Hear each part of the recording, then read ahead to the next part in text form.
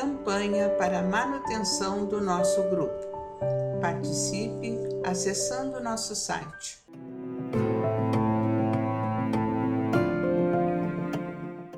Olá, irmãos! Olá, amigos que estão nos acompanhando na leitura deste livro, Opinião Espírita. Sejam bem-vindos. Hoje nós já estamos indo para o capítulo 4 e o título: Jesus, Kardec e nós. E essa é uma reflexão que eles nos trazem a partir do capítulo 17 do Evangelho segundo o Espiritismo, cujo título é Sejam perfeitos. E ele está falando especificamente do item 8, e o título deste item 8 é A Virtude. E ela fala no começo da virtude, fala assim: a virtude é o conjunto de todas as qualidades que constituem o homem de bem. E aí agora eu vou voltar aqui para a gente começar o nosso texto do Opinião Espírita.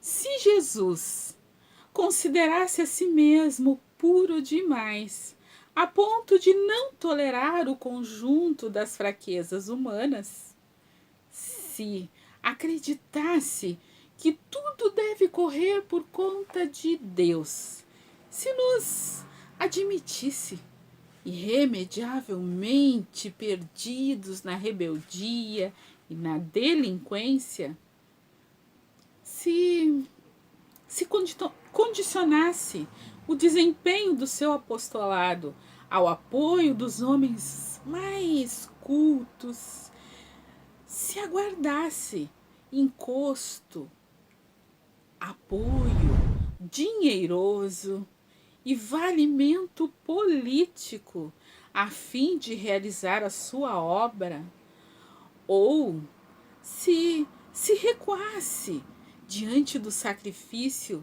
de certo não conheceríamos a luz do Evangelho que nos descerra o caminho à emancipação espiritual. Se Allan Kardec superestimasse a elevada posição que lhe era devida na aristocracia da inteligência, colocando honras e títulos merecidos acima das próprias convicções, se permanecesse na expectativa da adesão de personalidades ilustres à mensagem de que se fazia portador, se esperasse cobertura financeira para atirar-se à tarefa, se avaliasse as suas dificuldades de educador com escasso tempo para esposar compromissos diferentes do magistério, ou se retrocedesse perante as calúnias e injúrias que lhe ençaram a estrada, não teríamos a codificação da doutrina espírita que complementa o Evangelho, integrando-nos na responsabilidade de viver. Refletindo em Jesus e Kardec, ficamos sem compreender a nossa inconsequência quando nos declaramos demasiadamente virtuosos, ocupados, instruídos, tímidos, incapazes ou desiludidos para atender às obrigações que nos cabem na doutrina espírita.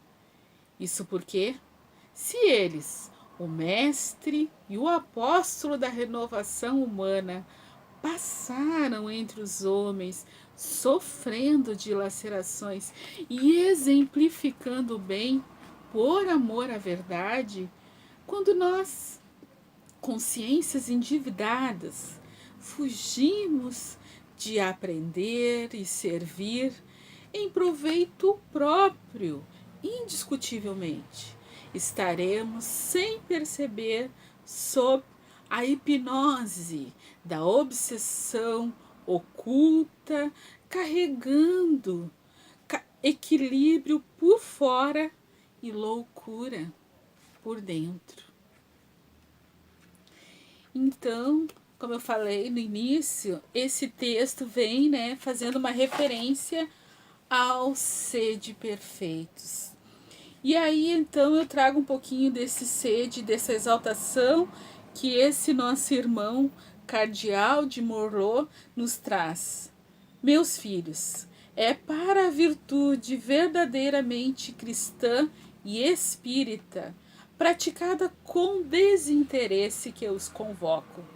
Afastem dos seus corações o sentimento de orgulho, de vaidade, de amor próprio, que sempre desvalorizam as mais belas qualidades.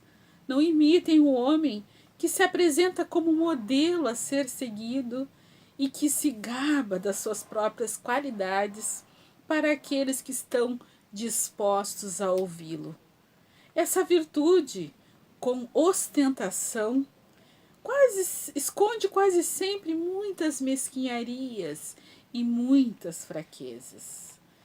Então, aqui no final ele nos diz que a virtude é uma graça que desejo a todos os espíritas sinceros. Mas advirto, mais vale poucas virtudes com modéstia do que muitas com orgulho. É pelo orgulho que as civilizações vêm sucessivamente se perdendo, e será pela humildade que elas irão se redimir um dia. Então, assim, é um convite ao trabalho, é um convite ao serviço. Ele vai falando que se Kardec estivesse se apegado aos títulos, né, antes de publicar obras espíritas, Denisard Rivail, né, o professor, né, publicou outras obras com outros temas. Era um cidadão conhecido, intelectual reconhecido, não é? No entanto, diante da verdade que a doutrina espírita trouxe ao seu coração, daquilo que ele entendeu como verdadeiro, como profundo, ele se submete a um trabalho incansável, né? Pesquisando, integrando pessoas, viajando para divulgar a doutrina, apesar dos afazeres, apesar das responsabilidades com a família, sofreu todo tipo de injúria, não é? Se submeteu porque ele entendeu a importância da tarefa que lhe cabia realizar. E aí eles falam que a gente muitas vezes dá desculpas, né? Poxa, mas por que eu vou ficar lá, né? Agora, né? Em plena pandemia, me preocupando em ler livros. Ai, como que eu vou parar para assistir palestra? Não dá tempo. Como que eu vou me ocupar com outras coisas? Eu tenho tantas preocupações em todas as áreas da vida. Mas esse tempo para o estudo, para a meditação, para a reflexão, não é? Esse tempo para poder ouvir o outro também, para dar uma palavra de consolo, de amparo. Nesse momento nós estamos sendo chamados à solidariedade, a compartilhar o pão. E o pão material, mas o pão espiritual também. O pão da prece, da vibração amorosa. A exercitar o autocuidado. Nós não estamos dispensados da tarefa da construção do bem no mundo, não estamos dispensados. E é isso que ele diz, nós somos consciências endividados e nós precisamos aprender e servir. E precisamos perceber de que formas hoje nós podemos exercitar esta divina oportunidade de servir. De que formas nós podemos aprender, ampliar a nossa visão das coisas. Como nós podemos ocupar o nosso tempo de uma maneira mais rica, mais saudável, mais construtiva. Como nós podemos? O que nós podemos semear de bom nesse mundo, na condição que nós temos, no lugar em que somos chamados a dar o nosso testemunho, o que podemos fazer em benefício dos nossos irmãos, o que podemos fazer em benefício do nosso planeta. Então, é um convite a que reflitamos. Jesus deu o seu testemunho. Kardec deu o seu testemunho. E nós? Qual será o nosso legado? Qual é o nosso testemunho? O que nós estamos aprendendo? É tema para nós refletirmos, é tema para nós perguntarmos ao nosso coração, em prece, aos nossos mentores espirituais, pedindo assim como Paulo, perguntando a Deus, perguntando ao Cristo: Senhor, o que queres que eu faça? O que me cabe fazer hoje, aqui onde eu estou, com os recursos que eu tenho, com o entendimento que eu tenho? A resposta virá, meus irmãos. Então, encerrando aqui o capítulo 4. Continuem nos acompanhando.